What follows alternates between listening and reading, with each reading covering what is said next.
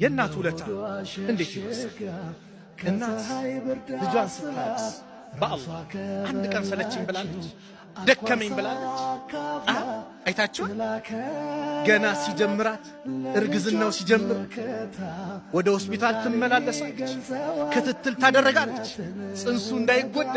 የአላህ በትራንስፖርት ስትሄድ ሹፌሩን ቀስ ብለን ዳ ትላለች። ለምን? ወዷ ላይ ተሸከመችው የነገ ተስፋ ልጇን ይዛለች። ጭንቀቷ ይጀምራል። አላህ ይህን ጭንቀቷን ምን ብሎ ገለጸው? ሰውንም በወላጆቹ በጎ መዋልን በጥብቅ አዘዝ ነው አለ አላህ። ሐመለቱ እሙሁ ኩርሃን ወወደዐቱ ኩርሃ አለ አላህ። እናቱ በችግር ላይ ሆና አረገዘችው፣ በችግርም ላይ ወለደችው። በጭንቀት ስንት የምጡ የአላህ የምጥን ጭንቀት ታውቃለህ? ዑመር አንድ ቀን አለቀሱ። አንድ እናት ምጥ ይዟት